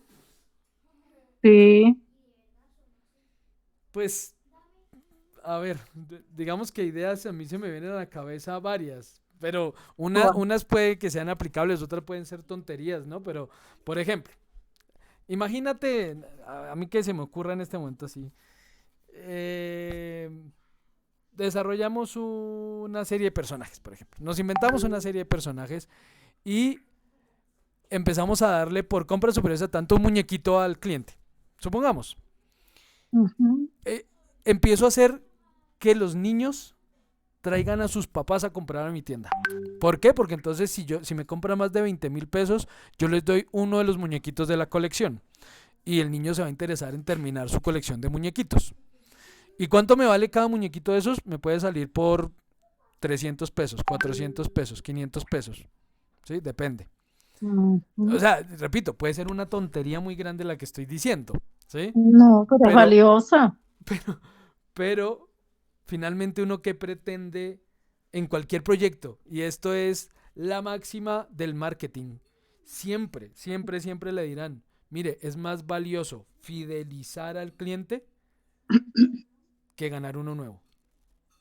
Siempre. Exacto. No, es que figúrate, profe, ya que usted dice así, me hace recordar y eso también se ve mucho, por lo menos cuando están en los partidos, entonces le regalan la revista y le colocamos los muñecos de o sea, los deportistas, para pegarlo En el en la álbum. revista o en Ujú. la cartilla, sí, Sí. algo así, que eso se utilizaba anteriormente y también se utiliza o se utilizaba con chocolatina Yes. Sí, claro, se hace, claro. La, la laminita. Entonces hay un paisaje en la chocolatina, uno consume la chocolatina, pero en el papelito está el paisaje y ahí es donde uno pues llena su álbum, ¿sí? Aquí en Bogotá le decimos el Pero caramelito. buena la idea que tú me das a mí. Es que, exacto, son procesos de fidelización, ¿no? Los más viejos recordaremos que antes, cuando no estaba prohibido, por ejemplo, en los Chitos y en los Yuppies y en todo eso, venían muñequitos Sí, plásticos. Que eso obviamente lo prohibieron porque tenían que, pero, pero pues no, yo puedo hacerlo hoy en día. O sea, ya no tengo que ser una empresa gigante para poder ujú, pensar en una estrategia de mercadeo como esa. Voy a darle muñequitos a mis clientes porque yo ya puedo mandar a hacer mis muñequitos. Y no tiene que ser el muñequito comprado en una tienda china X, sino que yo puedo hacer el muñequito que quiera. Puedo inventarme un personaje y mandarlo modelar y mandarlo imprimir en diferentes posiciones, haciendo diferentes tareas, y con esas herramientas de las que hablábamos hace un momento de inteligencia artificial, pues aún más, digamos, factible generar ideas, ¿no? No sé si ustedes de pronto vieron hace unos días, estuvieron como de moda los dinosaurios profesionales. ¿Sí? ay, Entonces lindísimo, estaba, hermoso, sí. estaba el dino no sé qué y el dino sí sé más. Esas son Ujú, imágenes, pero alguien que sepa de modelado, esos muñequitos no serían tan difíciles de modelar. Y entonces yo podría, como eso no tiene, ese es un tema, repito, del que tendremos que hablar, pero esas imágenes no tienen derecho de autor, no en este momento. Pues a cualquiera le podría decir, yo cojo esas imágenes, a partir de ellas hago unos modelos tridimensionales, digamos modelo, y mi proyecto va a ser vender esos muñequitos. Entonces le vendo a usted su dino arquitecto y le vendo a usted su dino abogado y le vendo a usted, ¿sí? O en tu caso, no, pues yo los tengo y entonces por compras de tanto yo le doy a usted su muñequito. y usted me compra hasta que consiga el dino que quiere.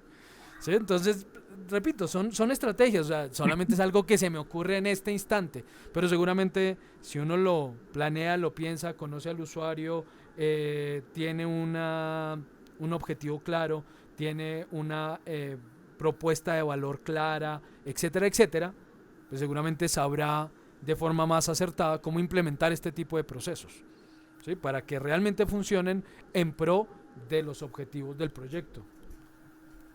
Por ejemplo, esto en Ubaté, por allá, la familia de mi novia tiene una finca y nos toca que viajar constantemente al pueblo a comprar las cosas.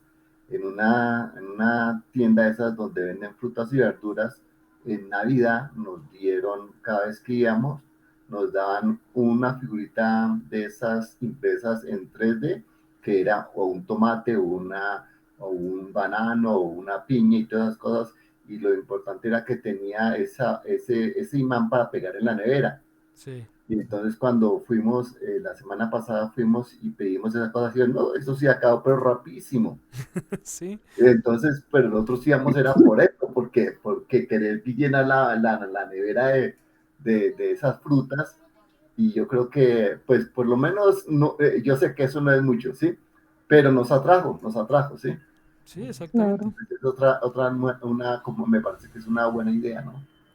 Exacto. Entonces, como les digo, el objetivo de estas sesiones no es, y lo repetiré hasta el cansancio, porque muchas veces surge la pregunta, ¿no? Y vamos a ver cómo hacer. No, no, no. Yo aquí no les voy a enseñar a usar ninguna de estas herramientas. No es un curso ni de edición de imagen, ni de edición de video, ni de dibujo vectorial, ni de modelado 3D. No es un curso de nada de eso. Lo único que yo pretendo con todas estas sesiones es mostrarles estas tecnologías que existen hoy en día, contarles un poco acerca de ellas, para qué se utilizan, para qué lo utilizan unos u otros, qué herramientas tenemos a nuestra disposición, para que ya ustedes tengan la capacidad de generar sus ideas a partir de lo que yo les muestro. Entonces, si en algún Pero, momento, profesor, dime. perdón, digamos, usted hace ratito habló de fotogrametría, ¿sí? Ah, sí, señor. Yo ya hice experimentos con fotogrametría.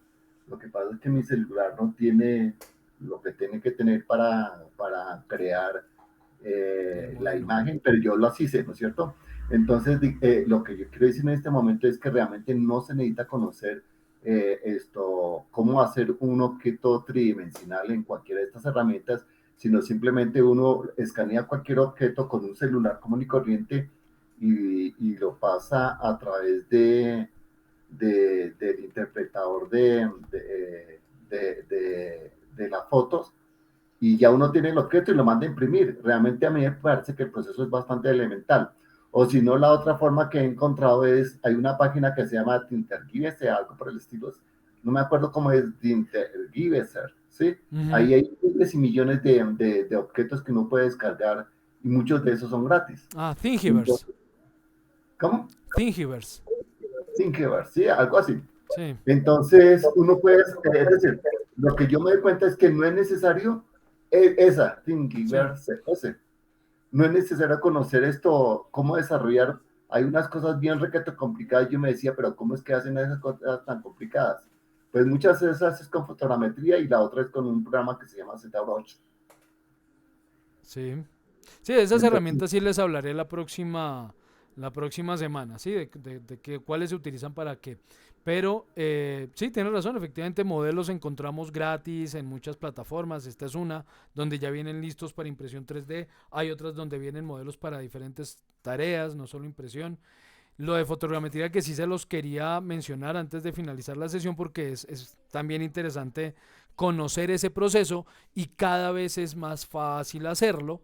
Es a partir de una serie de fotos alrededor de un objeto, que una herramienta X, que hay varias incluso para el celular, como dice Fernando, interpretar esa serie de imágenes para generar finalmente un modelo tridimensional. De nuevo, lo que genera es una nube de puntos que luego por otra herramienta se convierten en un modelado tridimensional. Pero básicamente ese es el proceso de fotogrametría. Eh, lo único que tengo que hacer es tomar muchas fotos alrededor del objeto. Obviamente eso tiene un orden dependiendo de la herramienta que vaya a utilizar.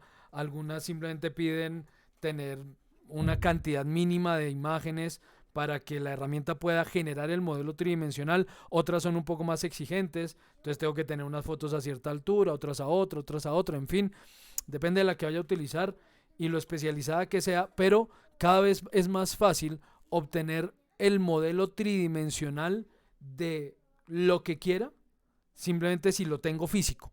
Entonces yo tengo el objeto enfrente mío y puedo tomarle fotos a ese objeto alrededor, voy a poder obtener el modelo tridimensional. ¿Sí? Se utiliza actualmente mucho para topografía y otras cosas, pero pues se está implementando fuertemente y están en desarrollo una serie amplia de herramientas que van a permitir que ese proceso de fotogrametría se pueda implementar en la casa ya muy pronto. ¿Sí? Entonces, para que también conozcan de qué se trata eso de la fotogrametría, porque es un concepto que seguramente van a empezar a escuchar con más frecuencia dentro de algún tiempo. Entonces ya ni siquiera necesito realmente saber modelar mucho. Puedo escanear el objeto 3D y puedo hacer mis propios muñequitos de mí tomándome fotos alrededor. Entonces, bueno, otra idea más y otra herramienta más que se dispone ante nosotros para que si se nos ocurren ideas, pues la podamos utilizar. Dudas, preguntas, aclaraciones, algo más, algún otro concepto, alguna opinión. Su opinión es súper valiosa porque nos permite discutir alrededor de ellas. Profesor, Señor Jorge. una pregunta. Aparte de este programa que usted nos enseñó hoy, también se puede utilizar, por ejemplo, programas como, no sé, AutoCAD o ay, se me olvidó el otro nombre. No sé si Corel. Corel, igual que Adobe, tiene varias herramientas. Sí, eso. Ajá. AutoCAD sí, Entonces, AutoCAD por ejemplo sí permite modelar en 3 dimensiones, aunque tiene herramientas pues un poquito reducidas, ¿no? Digamos que no tiene muchas herramientas para modelado 3D, pero digamos que en términos generales, por ejemplo, para modelado mecánico funciona bien, para modelado mecánico. El modelo finalmente no es paramétrico, es más un modelo poligonal, a pesar de que AutoCAD es un programa de dibujo paramétrico, es que AutoCAD, tengo mis reservas con AutoCAD. AutoCAD es una herramienta muy útil, eh, pero realmente AutoCAD no se especializa en nada y no es muy buena que digamos en nada. AutoCAD es una herramienta que obliga a hacer muchos procesos por aparte que hoy en día varias herramientas hacen a partir de un solo modelo. Es decir, por ejemplo, en AutoCAD, si yo quiero tener el modelo tridimensional del objeto y aparte hacer los planos para producción y aparte sacar unas buenas imágenes de ese modelo tridimensional, algo a lo que llamamos renders, de lo que les hablaré la próxima semana, pues yo necesito como hacer todo por aparte, ¿no? Entonces en un archivo hago el modelo tridimensional, en otro hago los planos, en otro...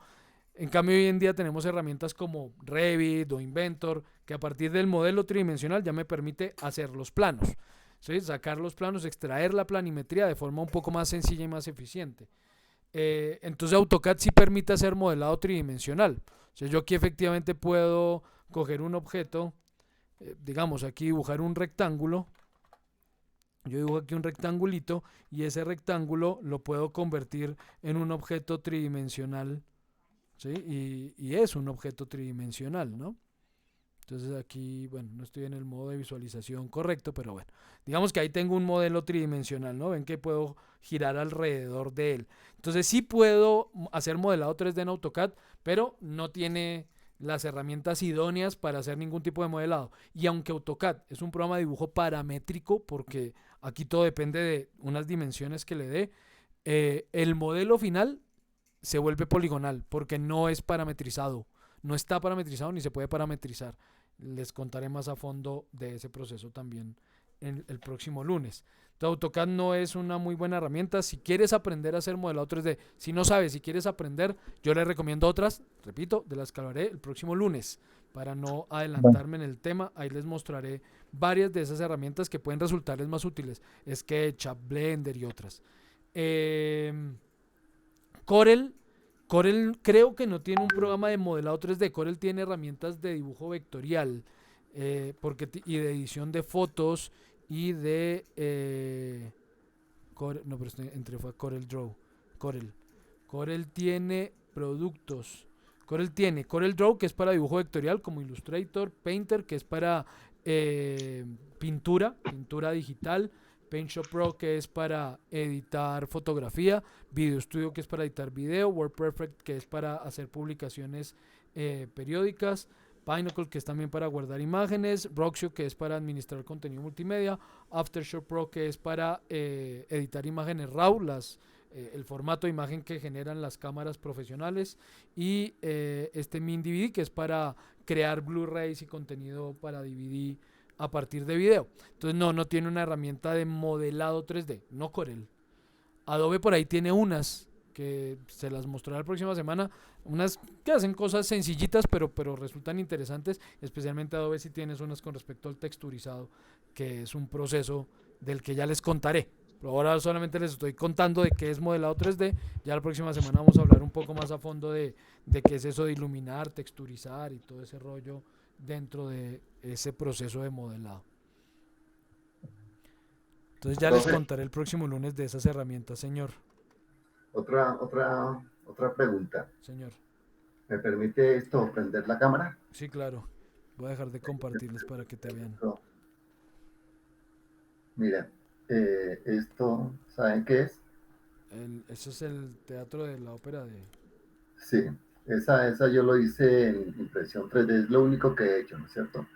Sí. Pero la idea mía es esto utilizarlo. Ya ves que para la fabricación CNC, pues los ensambles es lo más complicado ahí, ¿no es cierto? Es decir, a veces caben, a veces, inclusive para la fabricación artesanal, los ensambles es lo más complicado. Entonces aquí tuve un pequeño inconveniente que se partió. Se partió aquí, eso simplemente fue una pequeña... lo único que he hecho en fabricación 3D.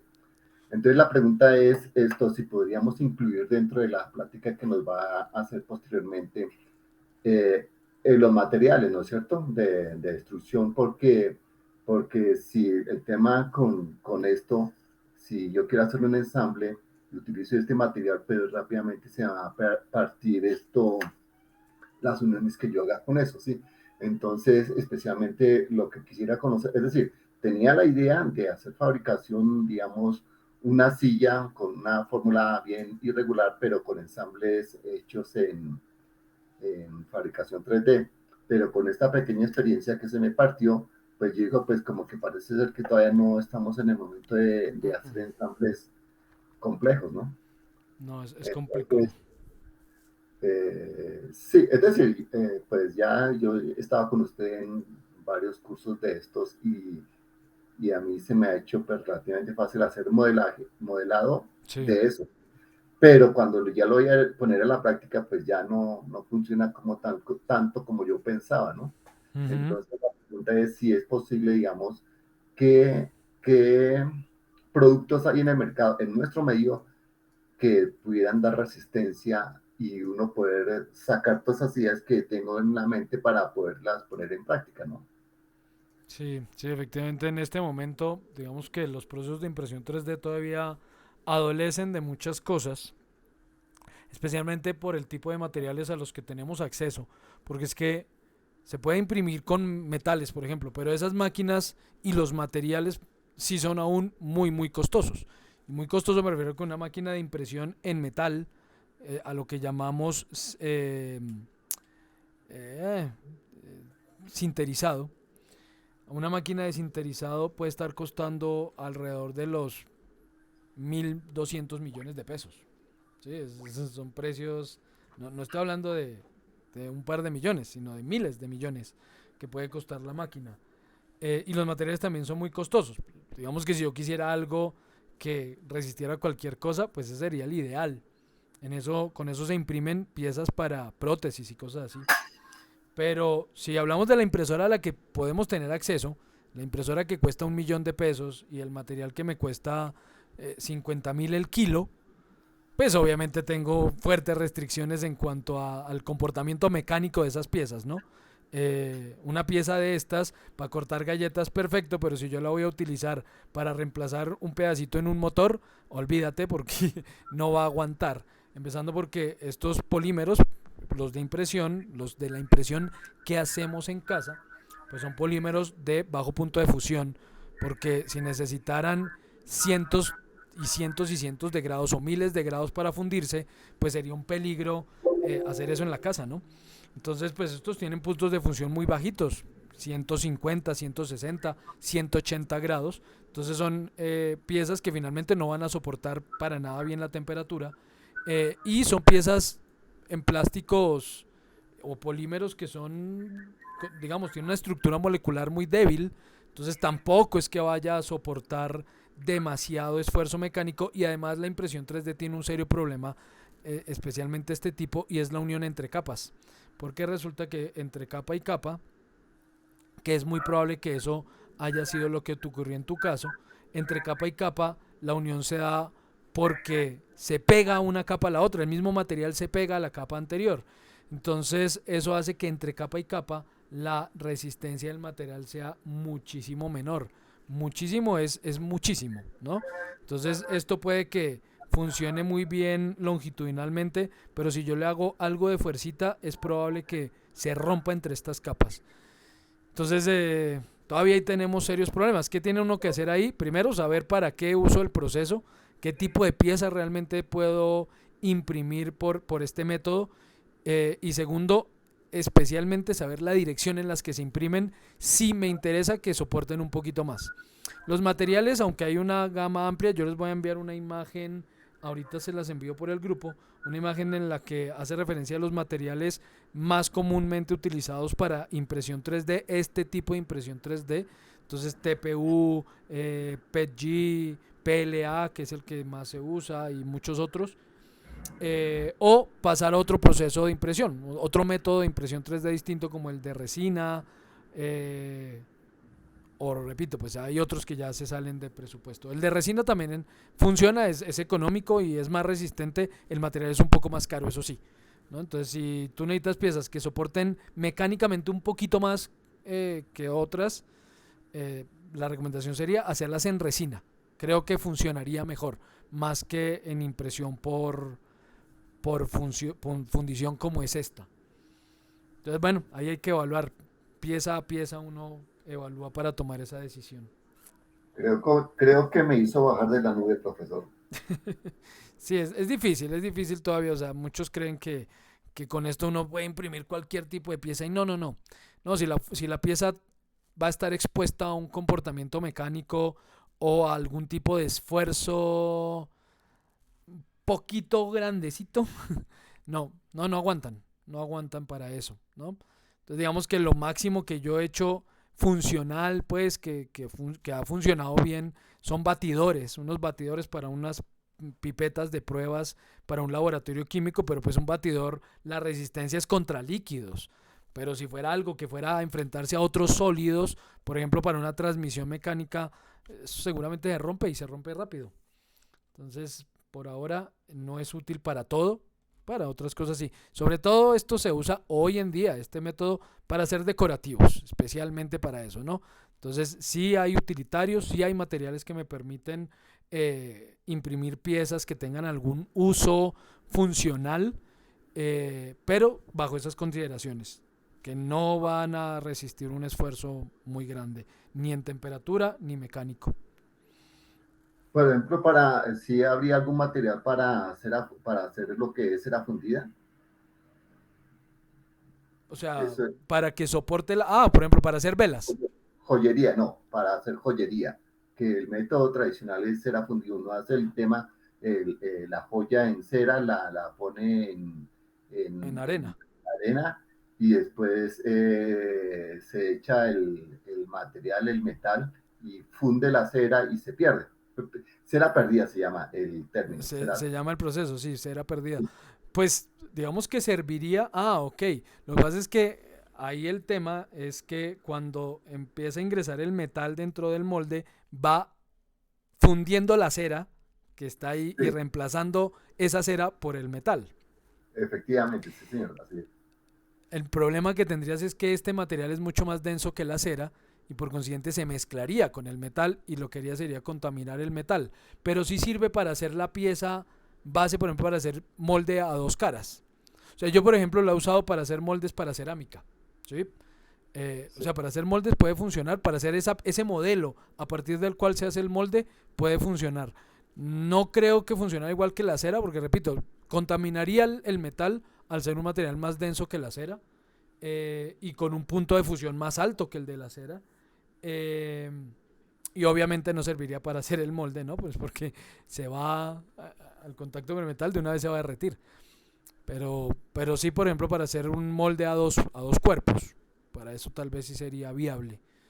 Sí. Entonces, hay que ver, por eso te digo, para cada uso, hay que evaluar cada producto y mirar si es viable o no, y por qué proceso y con qué material.